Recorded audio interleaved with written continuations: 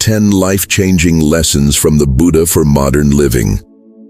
Siddhartha Gautama, known as the Buddha, was a transformative figure whose teachings continue to inspire millions worldwide.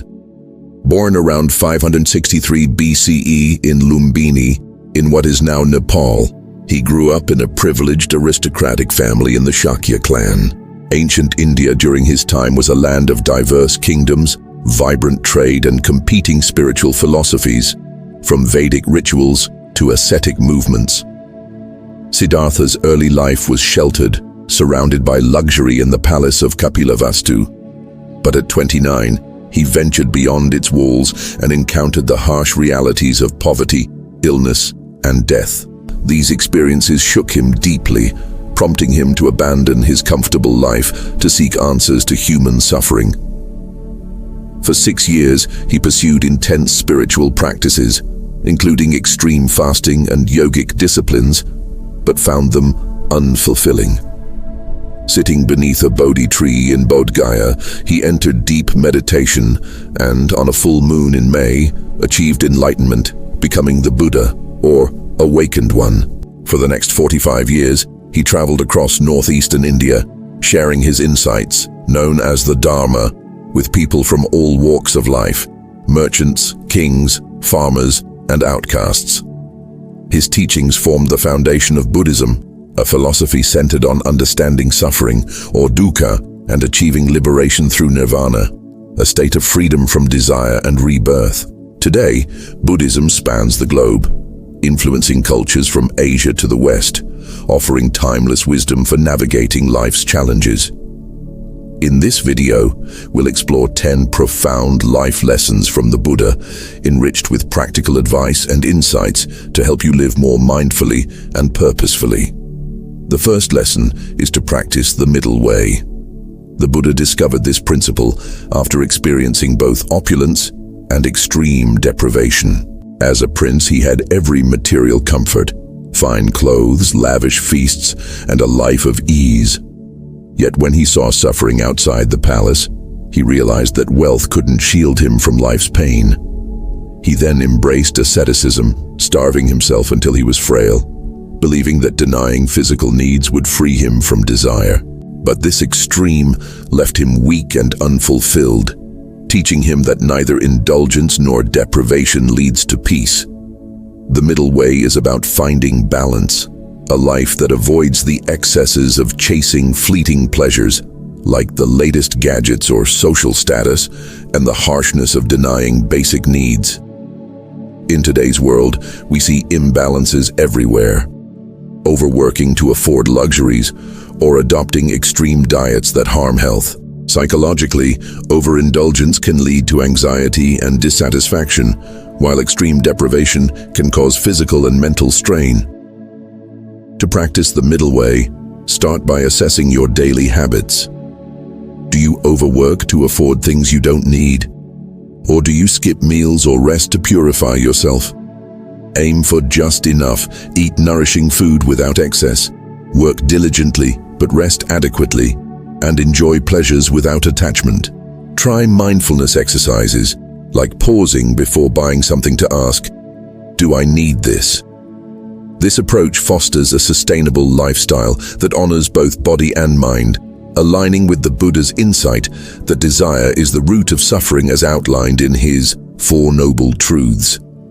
Suffering exists. It stems from craving it can be overcome, and the Eightfold Path leads to liberation.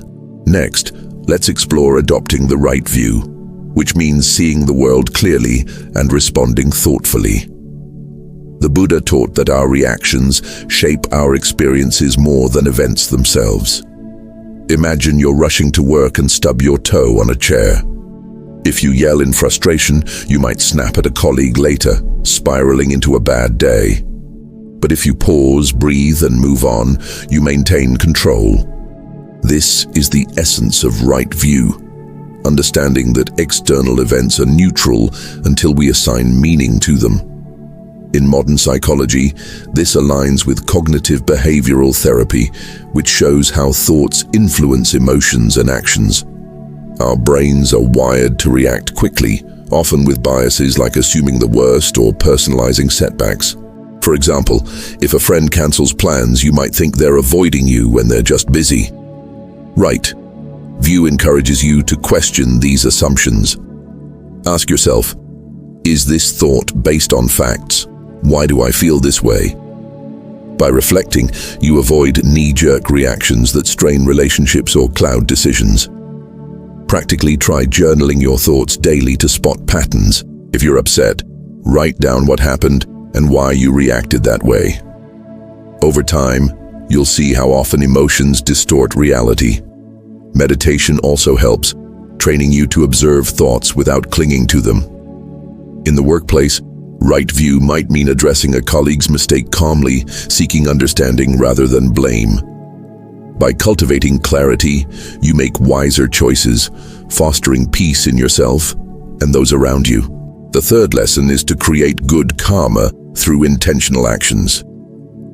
In Buddhism, karma isn't just cause and effect.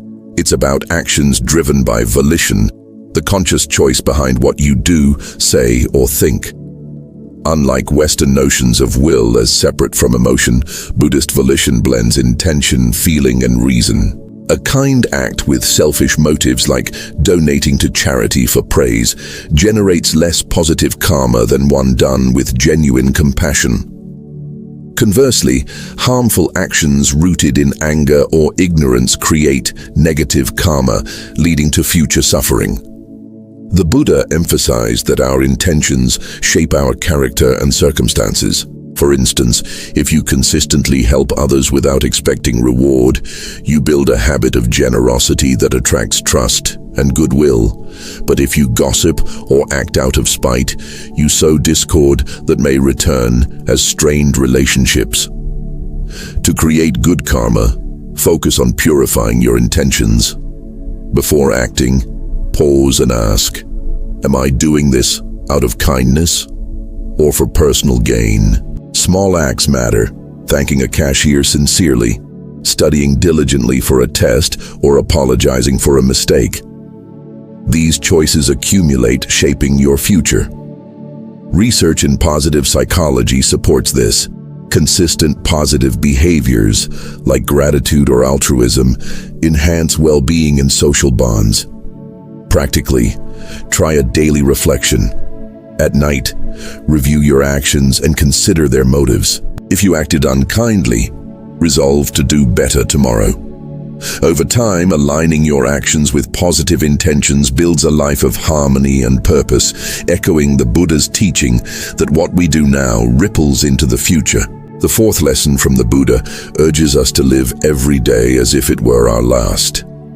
This teaching stems from the Buddhist understanding of impermanence, the idea that everything, our bodies, relationships, and even our thoughts, is in constant flux.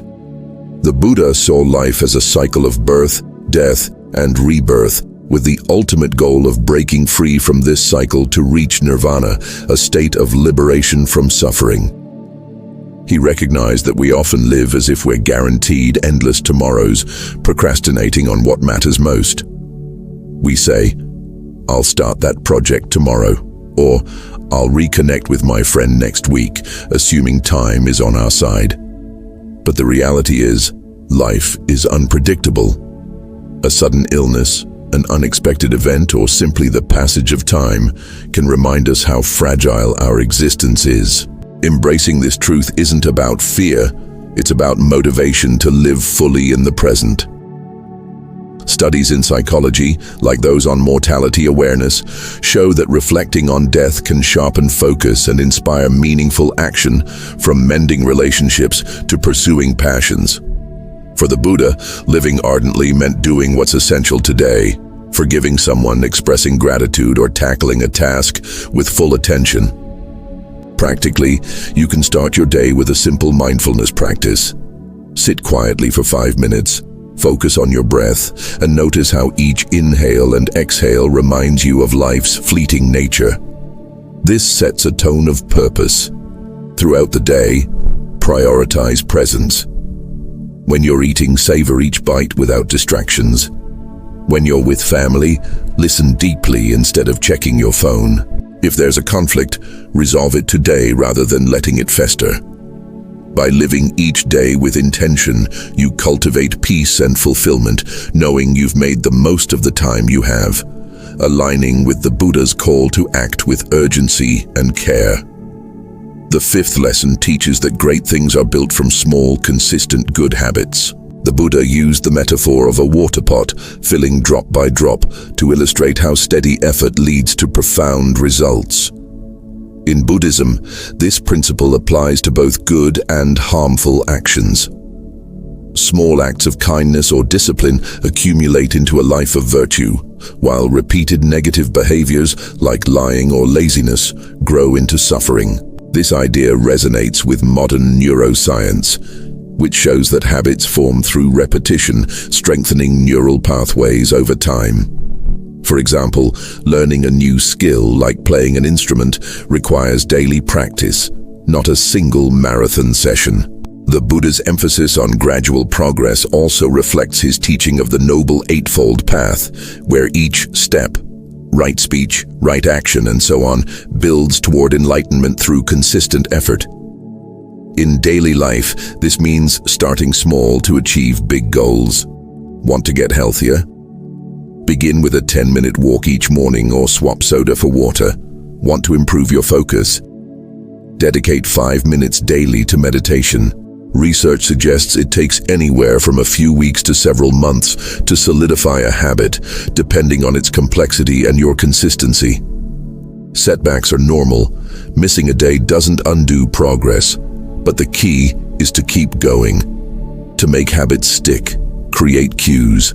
Place running shoes by your door or set a phone reminder to journal.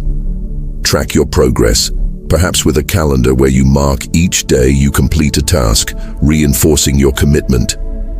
The Buddha also warned against complacency. Even small negative habits like scrolling social media mindlessly can erode well-being over time. Reflect regularly. Are your daily actions leading you toward growth or stagnation? By nurturing small, positive habits with patience, you build a life of purpose and resilience, mirroring the steady path to wisdom the Buddha advocated. The sixth lesson is to show wisdom in silence. The Buddha compared noisy, shallow rivers to people who speak without thought, while deep, quiet rivers represent the wise who listen and reflect. In his teachings, speech should be truthful, kind, and necessary. Otherwise, silence is better. This principle challenges our fast-paced, opinion-driven world, where social media and constant connectivity tempt us to react instantly, often without full understanding. Misinformation spreads easily when we share unverified posts or argue without listening. The Buddha's call to silence isn't about passivity, but about cultivating humility and discernment. Wise people listen more than they speak, recognizing they don't know everything. This aligns with the concept of epistemic humility in philosophy, which encourages openness to new perspectives. For example, in a heated debate, pausing to hear the other side can reveal nuances you missed, leading to better solutions. Practically, practice active listening. When someone speaks, focus fully on their words without planning your response. In meetings or family discussions, ask questions to understand, not to counter. Silence also protects against harmful speech. Before commenting online, ask, "Is this true? Is it helpful? If not, refrain." The Buddha's teaching also applies to navigating today's information overload. With endless news and opinions, it's easy to latch onto a single article and assume you're informed. Instead, cross-check information and seek diverse views. Meditation can sharpen this discernment, training you to observe thoughts without rushing to judgment.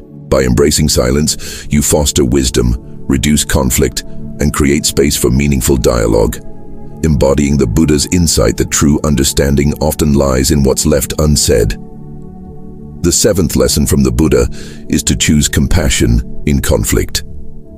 He taught that hatred only breeds more hatred, and the cycle of anger, revenge, or violence can only be broken through non-hatred or compassion. This principle was central to Siddhartha Gautama's life, as he faced insults, skepticism, and even attempts on his life during his 45 years of teaching. Yet he responded with patience and understanding, modeling a path of peace. This idea inspired global figures like Mahatma Gandhi and Martin Luther King Jr., who drew on Buddhist principles of non-violence to lead transformative social movements in India and the United States. Compassion in conflict doesn't mean passivity or allowing harm. It's an active choice to protect yourself and others from escalating suffering. Psychologically, responding with empathy reduces stress and fosters connection, while retaliation often deepens wounds. Imagine a co-worker criticizes you harshly in a meeting. If you snap back, the tension grows, affecting your mood and work. Instead, pause, breathe, and consider their perspective. Maybe they're stressed or insecure. Responding calmly, like saying, "I hear you, let's discuss this privately." The 8th lesson is to choose friends for quality over quantity. The Buddha emphasized that the company we keep shapes our path, famously stating that good companionship is the entirety of a holy life. In Buddhism, spiritual friends, or kalyana mita, are those who inspire virtue, wisdom, and progress toward enlightenment. Siddhartha himself built a community of diverse followers, monks, nuns, and lay people who supported each other in practicing the Dharma. In today's world, social psychology highlights how peers influence behavior, from adopting healthy habits to falling into negative patterns like substance abuse. We've all seen how friends can lift us up or pull us down. When life is good, say you're successful or popular, people flock to you. But in tough times, like after a job loss or personal crisis, only true friends stay. Quality friends are those who encourage your growth, celebrate your successes without envy, and offer honest feedback, not flattery. They're the ones who remind you to stay on track, whether it's sticking to a fitness goal or being kinder to others. To choose wisely, reflect on your relationships. Do these people inspire me to be better? Do they respect my values? If someone constantly pushes you toward bad habits, like gossiping or procrastination, set boundaries gently but firmly. Building quality friendships takes effort. Reach out regularly, listen deeply, and show up when they need you. Joining communities like a meditation group or volunteer organization can connect you with like-minded people. The Buddha's teaching reminds us that life is a shared journey, and surrounding yourself with a few genuine, uplifting friends is far more valuable than a crowd of fleeting acquaintances.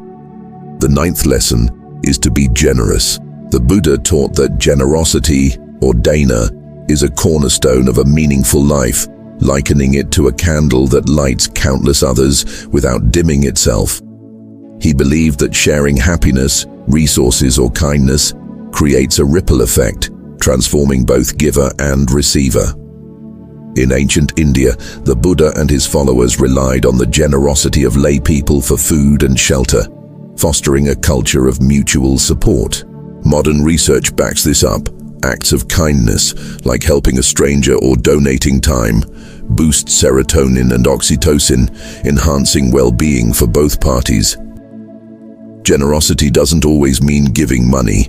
It can be a smile, a compliment, or time spent listening. Picture helping a neighbor with their groceries. They might later hold the door for someone else, who then pays for a stranger's coffee. These small acts create chains of positivity. However, the Buddha stressed the importance of self-care first. You can't pour from an empty cup. Overextending yourself, say volunteering until you're exhausted, leads to burnout, leaving you unable to help anyone. Start by ensuring you're rested, nourished, and mentally balanced, perhaps through daily meditation or exercise. Then, incorporate small acts of generosity. Write a thank you note, share a meal, or offer a skill like teaching a friend to cook. To make it a habit, set a weekly goal, like performing one kind act, and reflect on how it feels. Generosity also means giving without expecting reward. True dana comes from a pure heart, not a desire for praise. By sharing what you have, you cultivate joy and build stronger communities, embodying the Buddha's vision of interconnectedness, where every act of kindness lights up the world. The 10th and final lesson from the Buddha is that you can be a Buddha too. This teaching is a powerful reminder, like Martin Luther King Jr., who faced immense opposition yet led with compassion, or everyday people who overcome personal struggles through mindful effort. Enlightenment isn't reserved for a select few. It's a potential within everyone, achievable through dedication to the principles the Buddha laid out. The Noble Eightfold Path: right view, right resolve, right speech, right action, right livelihood, right effort, right mindfulness, and right concentration serves as a practical guide for this journey. Each element builds on the others, creating a holistic approach to living ethically and mindfully. For example, right speech encourages truthful, kind communication, while right livelihood urges you to earn a living in a way that harms no one, like choosing a career that aligns with your values rather than one driven by greed. Practically, you can start by picking one aspect of the path to focus on each week. Try right effort by committing to a daily task, like 10 minutes of meditation or a small act of kindness, and notice how it shifts your perspective. Reading Buddhist texts like the Dhammapada or joining a local meditation group can deepen your understanding. Life may feel overwhelming. Debts, conflicts, or unfulfilling jobs can weigh you down. But the Buddha's message is clear. Change begins with you. Every step you take, no matter how small, moves you closer to liberation from suffering, or nirvana, the state of inner peace and freedom he described. By striving daily, you embody the potential to awaken, just as the Buddha did. To wrap up, the Buddha's 10 life lessons offer a timeless roadmap for navigating life's challenges with wisdom and grace. Let's recap. Practicing the middle way helps you find balance between excess and deprivation, fostering a sustainable lifestyle. Adopting the right view empowers you to see clearly and respond thoughtfully, improving decisions and relationships. Creating good karma through intentional actions shapes a positive future built on pure motives. Living every day like it's your last instills urgency to act with purpose and presence. Building great things through small, consistent habits transforms your life gradually but powerfully. Showing wisdom in silence encourages listening and discernment, cutting through noise and misinformation. Choosing compassion in conflict breaks cycles of hatred, promoting peace within and around you. Selecting friends for quality over quantity surrounds you with uplifting influences who support your growth. Being generous spreads happiness, creating ripples of kindness while nurturing your own well-being. Finally, believing you can be a Buddha too inspires you to take control of your path, cultivating the Noble Eightfold Path to achieve inner freedom. These lessons, rooted in the Buddha's teachings from 2,500 years ago, remain profoundly relevant, addressing modern struggles like stress, distraction, and disconnection. They invite you to live intentionally, not leaving your happiness to chance or external forces. To start, choose one lesson that resonates, perhaps practicing mindfulness for 5 minutes daily or performing a small act of generosity, and apply it today. Share your experiences in the comments to inspire others. The Buddha's wisdom shows that no matter where you are in life, you have the power to transform yourself and the world around you, one mindful step at a time. If these lessons inspired you to live more mindfully, consider subscribing to join our community of learners exploring wisdom for a better life. Hit the subscribe button and turn on notifications so you don't miss new videos packed with practical insights to help you grow and thrive. Your support keeps this journey going, and we'd love to hear your thoughts in the comments below. Let's keep learning together.